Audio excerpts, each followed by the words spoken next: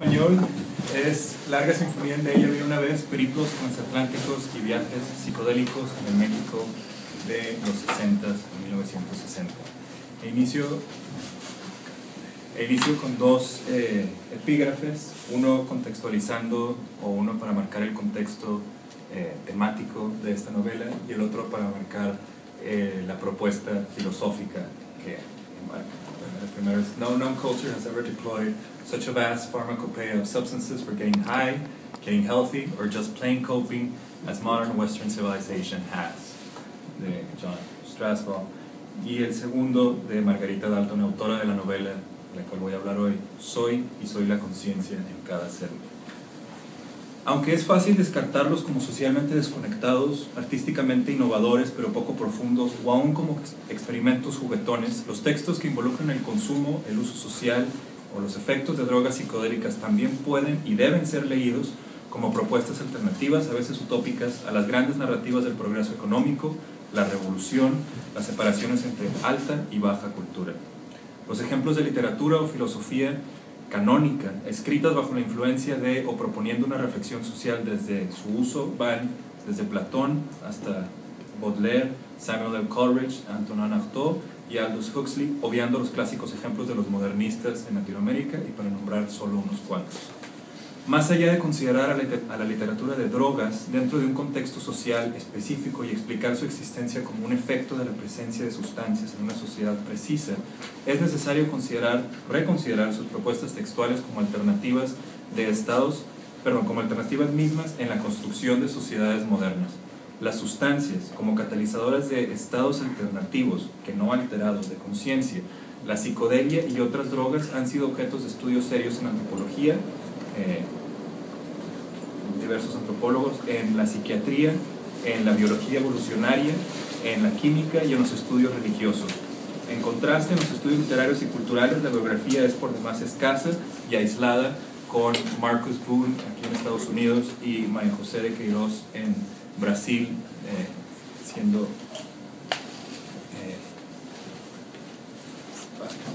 siendo ejemplos aislados de estas investigaciones. En este contexto de literatura de la onda de los años 60, que puede definirse rápidamente como una manifestación, y es una definición muy corta y muy estrecha de la onda, pero se puede definir como una manifestación del rechazo a los valores burgueses del momento a través de la construcción de una serie de identidades urbanas contrapuestas a las autoridades estatales y familiares. O sea, en este contexto, Margarita Dalton escribe Larga Sinfonía en D y había una vez, basándose en su experiencia con la diatelamida de ácido lisérgico o LSD. Desde su publicación por la editorial Diógenes en una serie de primeras novelas que se publicaron en 1968 con la intención de promover la literatura nueva, la crítica ha clasificado a Dalton como una autora más de la llamada onda, y por la crítica me refiero básicamente a Inke Gunia, que ha sido la única que ha hablado de esta novela en particular y con solo una mención muy breve. Mi argumento es que mucho más que una novela del uso de drogas u otro ejemplo de la onda al estilo de José Agustín o Gustavo Sáenz, Larga Sinfonía en D es una novela que explora, a través de las perspectivas del uso del ácido, las posibilidades de crear un futuro utópico para México, especialmente el México pre-Tlatelolco, al conectar el contexto social local del Distrito Federal con un contexto internacional como es el espacio de Londres donde sucede la novela.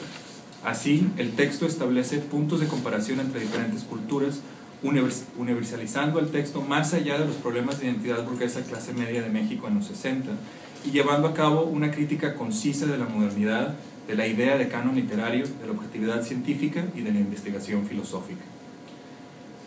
Presentando el texto como una novela experimental, Dalton se separa de la novela de la onda a través de dos grandes estrategias. Señalo. Primero, en el campo temático mueve la trama fuera del territorio nacional, pero reteniendo personajes nacionales, expandiendo así los límites de la permisividad moral de la sociedad mexicana del momento. Segundo, transfiere los efectos de la droga y la experiencia urbana tecnológica directamente al texto. Aunque estos dos tocan la estética de la onda, o sea, sí se relacionan en cierta medida, estos cambios permiten leer a la novela en diálogo con un contexto filosófico, social y artístico trans e internacional, preocupado con establecer una visión crítica de las fallas de la modernidad más que con crear una nueva identidad de clase media. Larga Sinfonía en D entonces se lee a través de estas conexiones con músicos, con autores y con movimientos sociales internacionales que voy a explorar en unos momentos. Para explicar un poco la trama de la novela, en clave de novela de descubrimiento, los tres personajes de Larga Sinfonía en D se embarcan en un viaje interior que los lleva a cuestionar sus respectivas narrativas: revolución, arte y cambio psíquico-social. Los tres personajes son Ana Fischerova, Martin Carver y Roberto Dávila.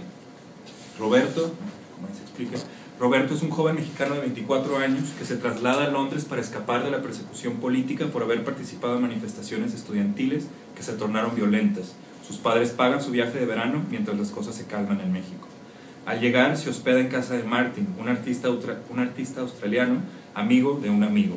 Ahí conoce a Ana, una chica húngaro-gitana que Martin conoce en una fiesta y que se está quedando con el artista. Después de amistad y al ver que tanto Roberto como Ana están pasando por problemas personales y existenciales, Martin, el gurú en cierto sentido, los invita a tomar un viaje psicodélico. La novela narra su experiencia desde la 1 de la tarde hasta las 10 de la noche. Cada capítulo describe una hora de este viaje en 9 horas, pero en orden no lineal. Es decir, el primer capítulo salta, el primer capítulo son las 3 de la tarde, el segundo son las 5, el tercero son las 10 y así va saltando.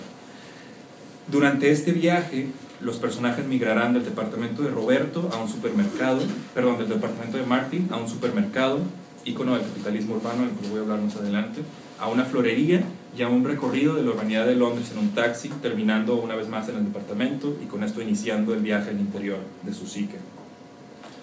Una de las cualidades que hace de Larga Sinfonía en D un texto diferente de la onda canónica es su preocupación con temas que no son específicamente mexicanos. El pop art, por ejemplo, presentado por Ana y Martin, Ana como pintora o como alguien que indaga en la pintura y Martin como artista de profesión, aparece como una preocupación central que permite una reflexión sobre cómo el arte en ese momento rompe cánones al reconocer la presencia del mercado, invitando a ver la obra como un producto de consumo y problematizando la idea de ver la obra como un producto de consumo. El viaje, además de físico y psicológico, físico porque Roberto viaja por el Atlántico, Ana viaja, cruza el estrecho, también es artístico si consideramos la estética establecida en México. Y en este sentido, para separar un poco Larga Sinfonía en D, para conectarla con otras novelas y establecer otra genealogía, Palinuro de México de Fernando del Paso, más que los textos de la ONU, es un texto hermano de LSD porque comparte la misma problematización del pop art, comparten el mismo consumo de LSD, del ácido lisérgico, y la no... el no juicio moral de ese consumo, que los textos de la onda se caracterizan también por un juicio moral. Comparten también la idea del viaje, la idea del movimiento y la presencia de Londres como un espacio alternativo, entre otras cosas. Pero para volver un poco al pop art, Martin dice en la novela: hemos copiado la naturaleza tan bien que ahora no es más ella sino la presencia de nuestra copia. Qué gran preocupación la del árbol por parecerse a un cuadro de Renoir. Y así problematiza esta idea de, bueno, qué es arte, que a esta luz parecería un poco obvio, pero contextualizando la novela en el 68 y más en México, pues no.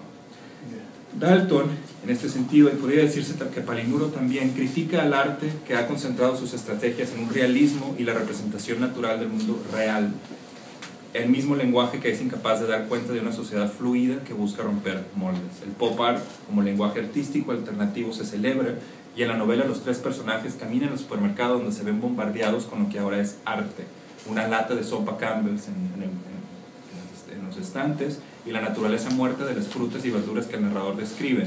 Sin embargo, todas estas mercancías surgen en un mundo globalizado y capitalista, en un supermercado también ícono que no deja de problematizarse en la novela.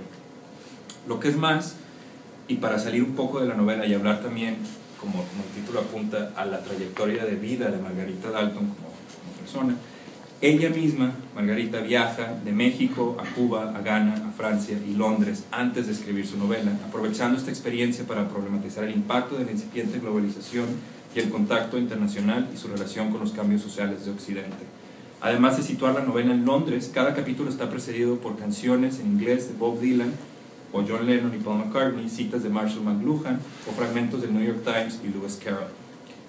Y a diferencia de Parménides García Saldaña, José Agustín o Gustavo Sáenz, los grandes escritores de la onda, que también incluyen letras de canciones en sus obras, Dalton sobresale porque utiliza el idioma original, obligando a sus lectores a experimentar una forma de lenguaje internacional y no traduciendo. De manera similar, este acto es similar a la apropiación antropofágica de Os Mutantes y Caetano Veloso en la escena del rock psicodélico en Brasil, solo que Dalton lleva a cabo una apropiación diferente a la tradicional de la onda en México. Sitúa a sus personajes en un contexto multicultural como Londres, pero sobre todo fuera de México, y después regresa al personaje de Roberto a México DF, que aunque no aparece en la narración, se entiende que que Roberto después del viaje en Londres va a regresar a México. Aunque no sabemos qué sucede con el personaje, la apropiación intercultural a la que apunta Dalton se lleva a cabo por un sujeto que viaja física y mentalmente fuera del territorio nacional.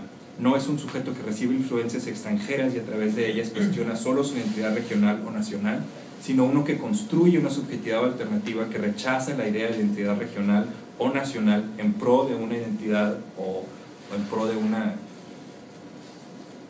vaga definición de identidad mundial y globalizada. Y en este sentido, Dalton también se conecta un poco más con Palinuro de México y con las obras de Parménides García Saldaña en esta idea de conectar al sujeto mexicano con contextos internacionales, en el caso de Parménides de Estados Unidos. Estas apropiaciones musicales y textuales, que van más allá de solo una apropiación letrada de los beatniks al estilo de la onda, son muy relevantes. No se trata solo de romper con una identidad nacional, sino de romper con una subjetividad moderna, occidental, en su comprensión más amplia. En un gesto similar, como ya señalé, a la música de Os Mutantes, que se apropian del rock psicodélico, pero también del Quijote y de la música brasileña, se trata de romper con un lenguaje nacionalista y excluyente. El trío en Londres encarna la vanguardia de una generación posguerra y revolucionaria que han, cito, descubierto nuevas combinaciones de movimientos y como recién nacidos van estirando los gestos donde el placer y el dolor se tocan. Al apropiar al otro, ya sea australiano, gitana o ácido, al poner Revolver, el álbum Revolver de los Beatles, como el soundtrack de la novela y del departamento, Roberto, el personaje mexicano, fortifica sus valores revolucionarios y estudiantiles, que se hablan y se problematizan en la novela, pero desde otro punto de partida y no desde la posición radicalmente antiestatal o radicalmente revolucionaria que tenía desde el inicio. Durante sus viajes, y pensemos que estos viajes de Margarita Dalton suceden en la turbulenta década de los 60, primero a Cuba con su entonces marido José Agustín durante la campaña de alfabetización en los primeros años de la década, y después a Ghana como investigadora, de donde fue exiliada por ser considerada terrorista. Terminando en Francia, Dalton establece puntos de contacto con una contracultura incipientemente global. Desde sus lecturas en las bibliotecas de París y México, a veces guiada por y a veces guiando a Parménides García Saldaña, descubre textos de Gordon Wasson y Albert Hoffman que invitan a un cuestionamiento de la tradición filosófica occidental y serán introducidos directamente en la novela. Pongo una cita extremadamente larga, pero creo que extremadamente importante porque señalan estas diferentes ideas filosóficas que Dalton quiere presentar. ¿Por qué quiere negar que Platón descubrió lo mismo en sus noches de misterios? Eleusis suena a claridad, ¿no es cierto? Fue por el mes de septiembre cuando nació su mundo de las ideas.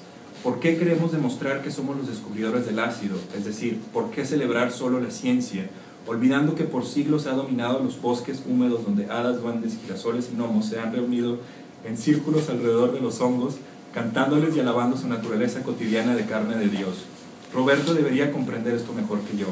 Los hongos de mi pintura no son otra cosa que la representación histórica de la música, son mi larga sinfonía. Obviamente Platón aparece, la ciencia también aparece, por un lado a través del uso del ácido se cuestiona la tradición filosófica y se introduce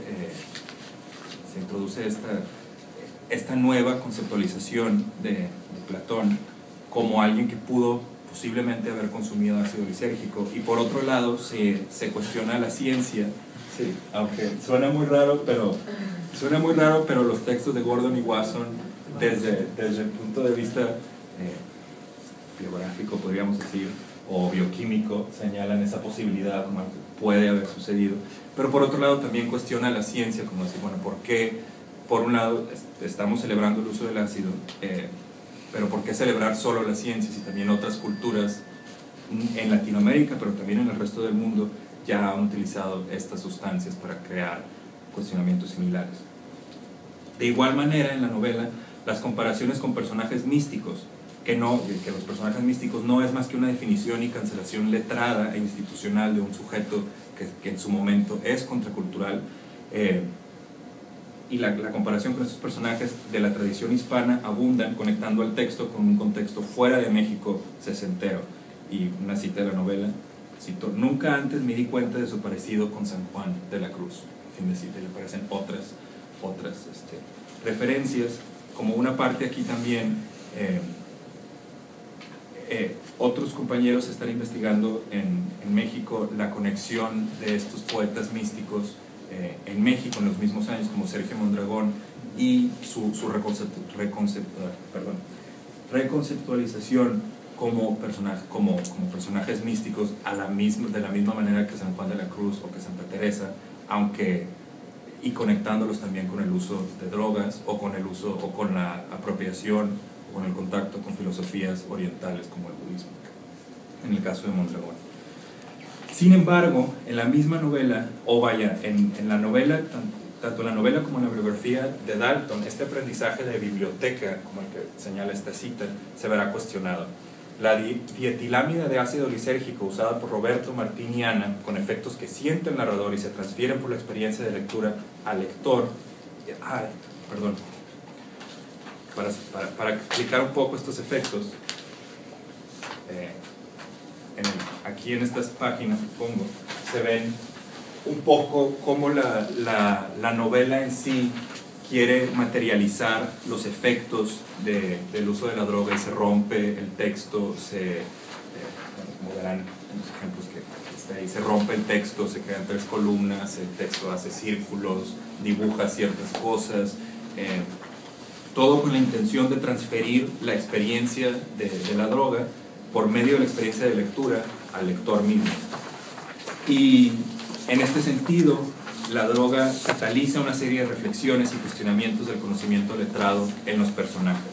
La meta final, entonces, es desaprender o reconocer la posibilidad de liberarse de ciertas preconcepciones culturales que el lector puede reconocer si lee de manera correcta, o sea, en la onda.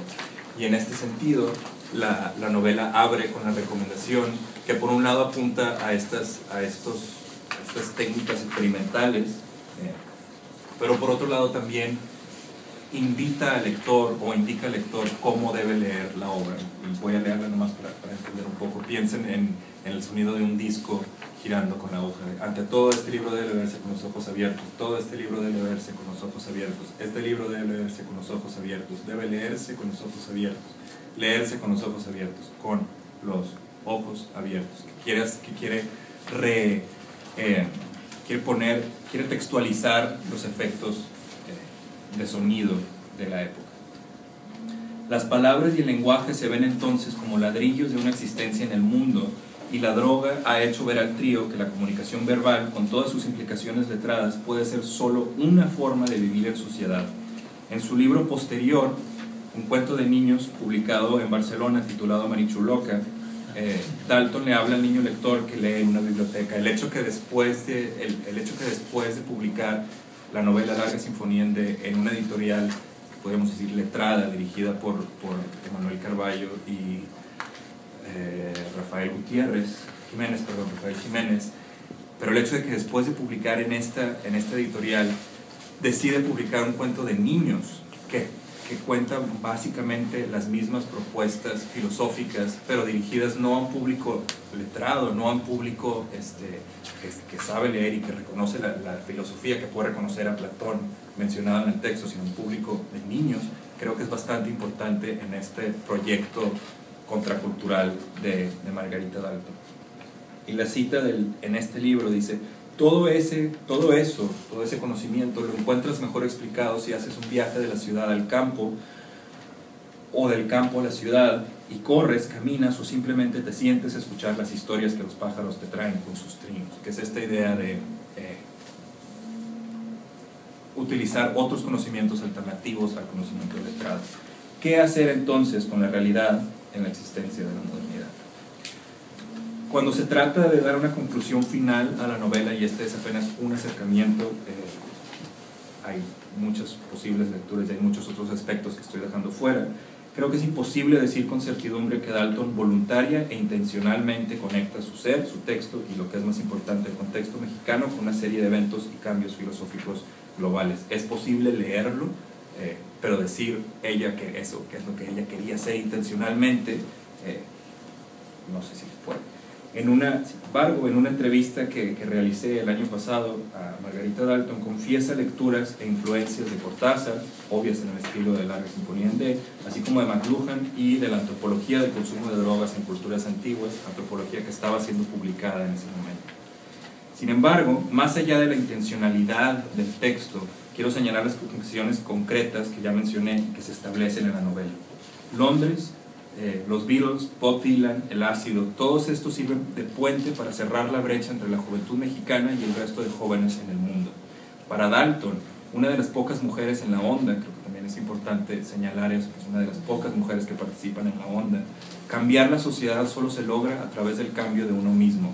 En este sentido, establece un diálogo directo con Theodore Roszak y la teorización de la contracultura y la contracultura, tanto en Estados Unidos como en Europa.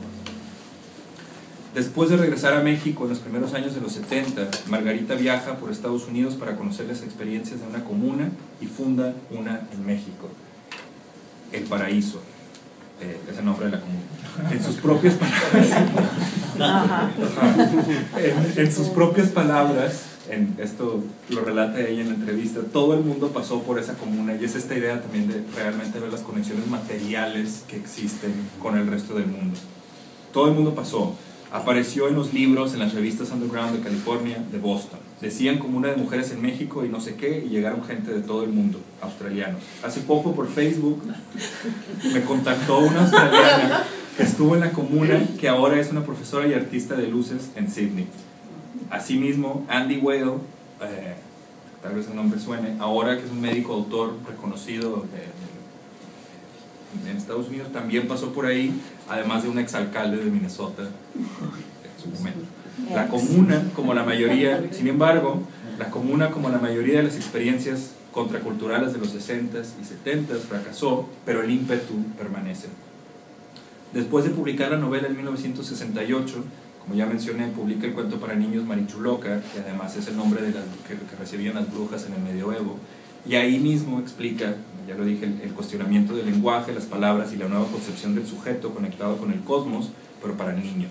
En Marichuloca, los dos personajes principales son espacio y tiempo, y espacio y tiempo le enseñan al personaje principal, a la niña, las diferentes conceptualizaciones, las diferentes maneras en que pueden convivir el espacio y el tiempo, qué pasa si no hay espacio o qué pasa si no hay tiempo, etc. El ímpetu utópico se enfoca ya no solo, como dije, a lectores adultos urbanos, sino también niños, quienes se focalizan como agentes sociales del futuro. Después se muda a Oaxaca, donde ha trabajado en los últimos 40 años, siendo ahora directora del CIESAS, o el Centro de Investigaciones y Estudios Superiores en Antropología Social. ¿Cómo entendemos entonces su rechazo a la esfera literaria con la connotación no verbalizada aún en 1968 de la ciudad letrada, cuando su propia novela resulta densamente compleja, como verán las páginas? Entiendo su desencanto con la filosofía y más profundamente con el lenguaje mismo como una elección del trabajo material sobre el trabajo intelectual, porque al final del día, aunque creamos y recreamos en nuestro mundo y nuestra subjetividad a través de las palabras, la realidad material está ahí. Última frase. Nuestro ser supera el lenguaje mismo, y tal vez las palabras, útiles como parecen, no son la respuesta. Muchísimas gracias.